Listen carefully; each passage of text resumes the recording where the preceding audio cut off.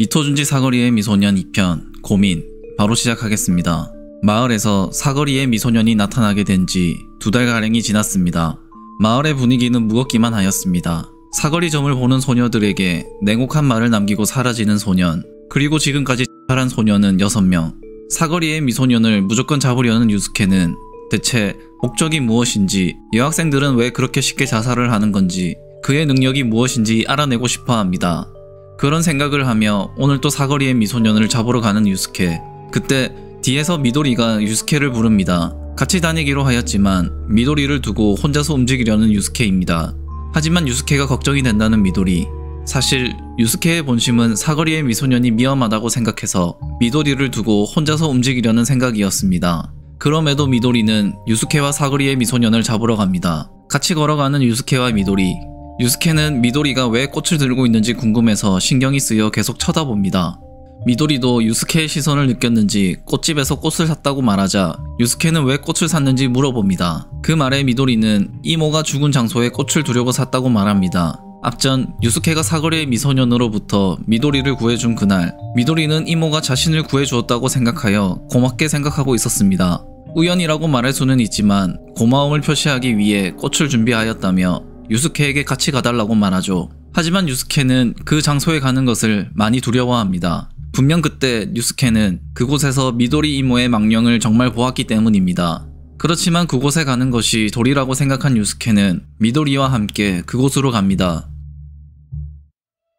그 자리 그곳에 꽃을 두고 인사를 하는 미도리. 유스케는 미도리에게 아직도 이모의 죽음이 자신의 탓이라는 것을 알리지 못하였습니다. 유스케는 미도리와 함께 묵념을 하는 중 뒤에서 누군가의 인기척을 느끼고 뒤를 쳐다봅니다. 혹시나 미도리 이모의 망령이 다시 나타난 것은 아닐까 하였지만 다른 사람이었습니다. 한 여성이 미도리와 유스케에게 할 말이 있다는 듯이 쳐다봅니다. 유스케는 귀신이 아니라는 것에 안도의 한숨을 쉽니다. 그 여자는 미도리와 유스케에게 자신의 고민을 들어달라고 합니다. 놀랍게도 직접 나타나서 사거리점을 봐달라는 것이죠. 자신은 지금 어떤 사람을 사랑하고 있지만 이루어질 수 없는 사랑이라고 합니다. 왜냐하면 그 사람에게는 처자식이 있었습니다. 하지만 자신은 그 남자의 아이를 가졌다는 것이죠. 그러며 자신은 아이를 낳고 싶지만 그 남자는 아이를 지우라고 했다는 것입니다. 자신은 어떻게 해야 할지 미도리와 유스케에게 물어봅니다. 정말 놀랍게도 10년 전 미도리 이모의 이야기와 똑같은 말을 하는 여자. 그 말을 들은 유스케는 점을 봐주지도 않고 무작정 도망을 칩니다. 이 상황이 믿기지 않는 유스케.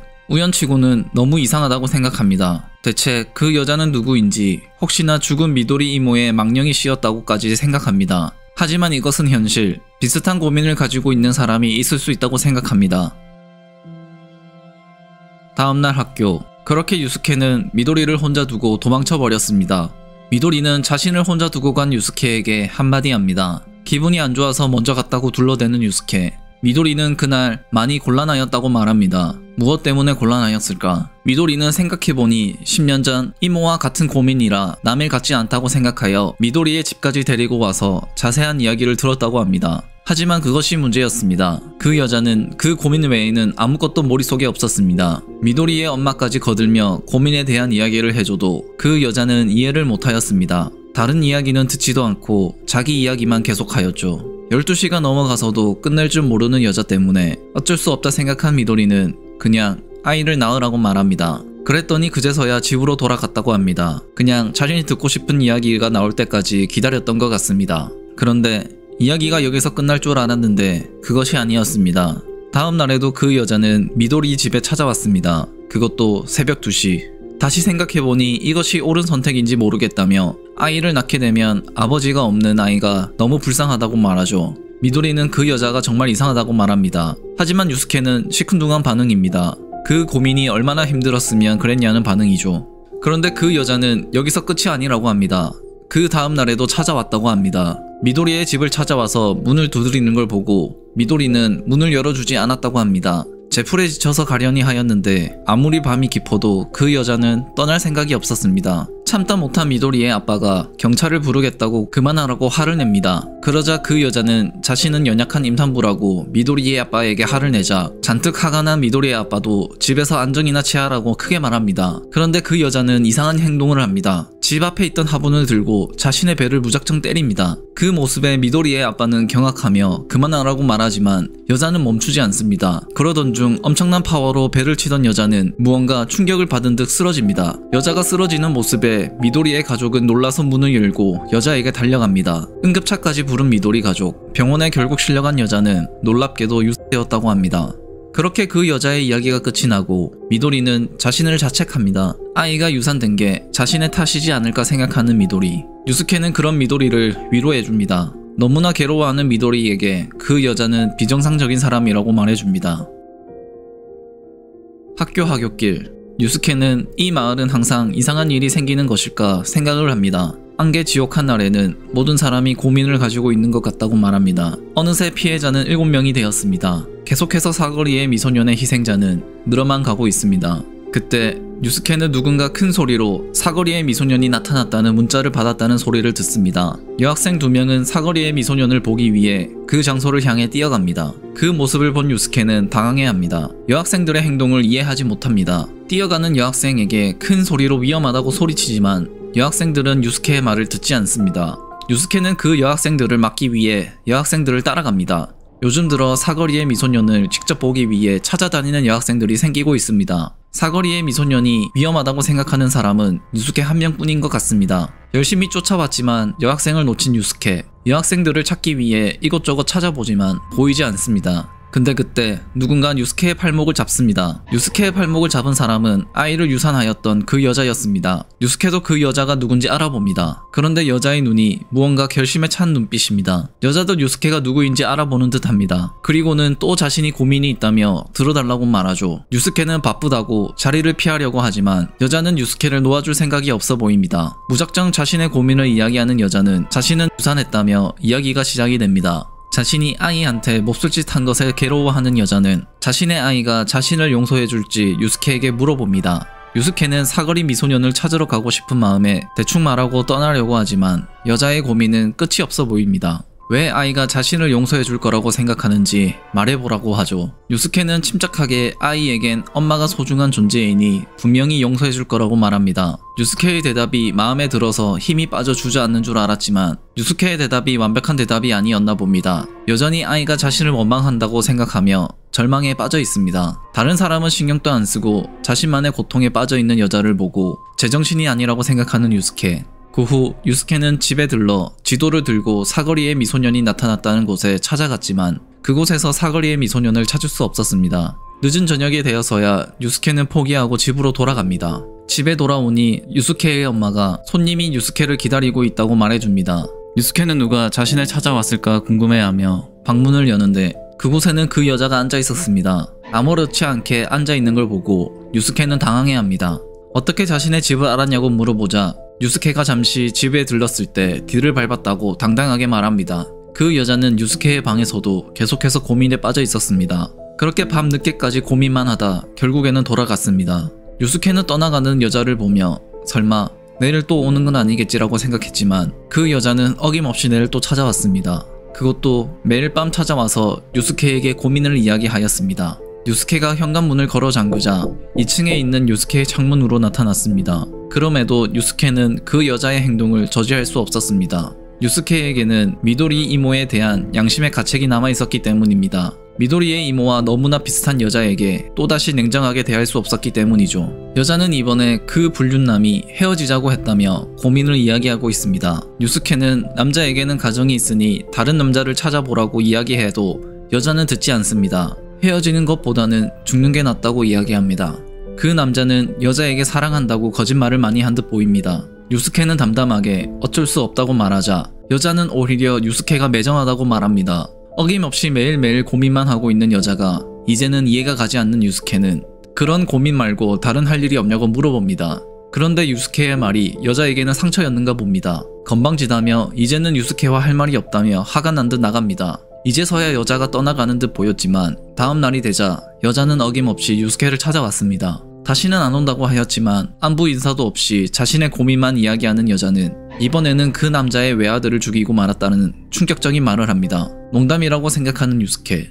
하지만 여자의 반응을 보니 농담이 아닌 듯 보입니다. 그 아이만 없어지면 남자와 시작할 수 있다라고 생각해서 오늘 아침 유치원에서 남자의 아들을 납치해서 목 졸라 죽였다고 말합니다. 시체는 어느 곳에 숨겨두었다고 하지만 자신의 행동에 많이 충격을 받은 듯 보입니다. 그렇게 그 여자는 새벽 2시까지 혼자 고민을 털어놓다가 돌아갔습니다. 하지만 그날 밤 유스케는 잠을 잘 수가 없었습니다. 정말로 그 여자가 살인을 한 것인지 알 수도 없었고 내일 또 그 여자가 나타날 텐데 어떻게 행동해야 할지 고민을 하였습니다. 다음날 어김없이 또 그 여자는 유스케를 찾아왔습니다. 또다시 큰일 났다는 여자. 이제는 아이 이야기는 없고 뜬금없이 문신을 할 생각이라고 그것이 고민이라고 말합니다. 자신이 얼마나 그 사람을 사랑하는지 사랑한다고 문신으로 표현하고 싶다는 말이었습니다. 하루하루 매일같이 고민이 바뀌는 여자를 보며 유스케는 이제 넋이 나간 듯 보입니다.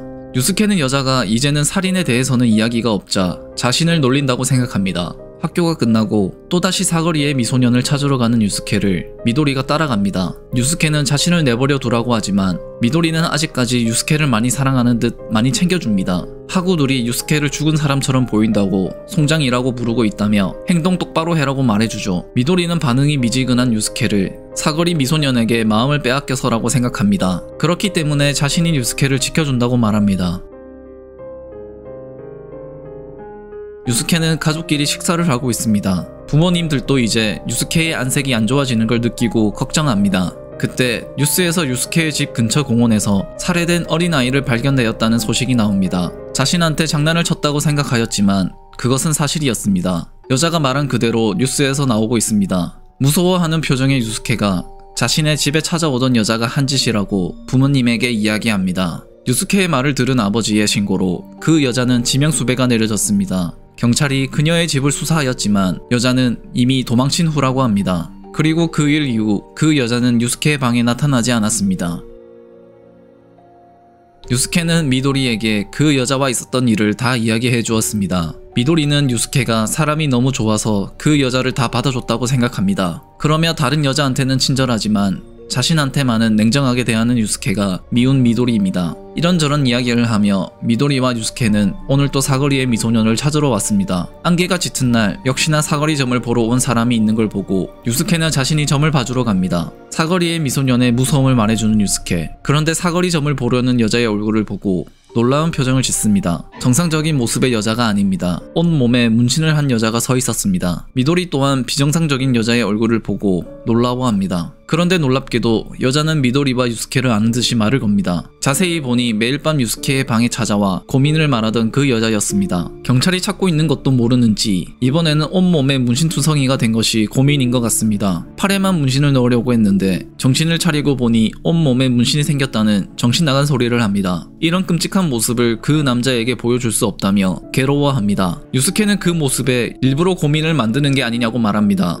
유스케 눈에는 그녀가 마치 일부러 고민을 만드는 것처럼 보인 것입니다. 그런데 그것이 사실인 것 같습니다. 여자는 유스케 말이 맞다며 모든 건 사거리 미소년 때문이라고 합니다. 여자는 사거리 미소년을 만난 사람이었습니다. 그 미소년을 만난 후 자기 자신을 주체할 수 없었죠. 3개월 전쯤 불륜 때문에 사거리 점을 보러 나간 여자는 사거리 미소년을 만났습니다. 그런데 그는 여자에게 그런 건 고민도 아니니 좀 더 심각한 고민을 발견하라고 말하고 사라졌다고 합니다.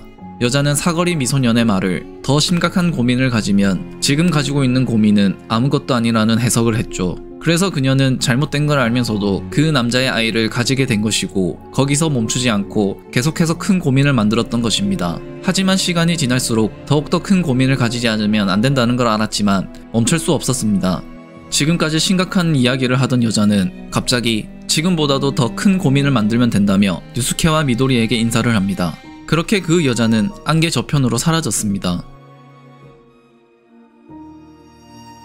다음날 뉴스에서 지명수배 중이던 그 여자가 분신자살을 기도해 병원에 실려갔다고 합니다. 여자는 그 후 휘발유를 뒤집어 쓰고 불을 붙인 것입니다. 그러나 그것은 살이었을지 의문이 듭니다. 그저 그녀는 새로운 고민을 만들기 위해 일부러 그런 게 아닐까요? 그녀는 현재 전신에 화상을 입고 생사의 기로에 있다고 합니다. 유스케는 마음속으로 이제는 더 이상 그 여자를 만날 일이 없다라고 생각합니다. 결국 이상하다고 생각하였던 여자도 사거리 미소년을 만났던 것입니다. 한편으로는 그 여자 또한 사거리 미소년의 피해자였습니다. 그때 유스케 방 창문을 두드리는 소리가 들립니다. 유스케는 혹시나 여자가 아닐까 창문을 쳐다봅니다. 여자는 분명 병원에 있다고 하였는데 유스케는 조심스럽게 창문을 열었지만 밖은 아무것도 없고 어둠만이 가득하였습니다. 유스케는 그저 한청이 들렸다고 생각을 합니다. 이렇게 사거리 미소년의 2편 고민이 끝이 났습니다. 유스케가 끊임없이 사거리의 미소년을 찾고 저지하려고 해보지만 피해자만 계속해서 늘어나고 있는 상태입니다. 그리고 다음 편부터 정말 재밌습니다. 유스케와 사거리 미소년과 본격적인 심화가 시작이 되면서 더욱더 유스케에게 여러가지 일들이 생깁니다. 앞에 두 편은 사거리 미소년의 전반전이라고 보시면 될 것 같습니다. 3편과 4편으로 끝이 나지만 나머지 두 편도 다 보시고 나면 시청자분들도 제가 왜 사자의 상사병 스토리가 완벽하다고 한 것인지 알게 되실 거라고 생각합니다. 그럼 3편으로 돌아오겠습니다. 재밌게 보셨다면 구독과 좋아요 부탁드립니다. 감사합니다.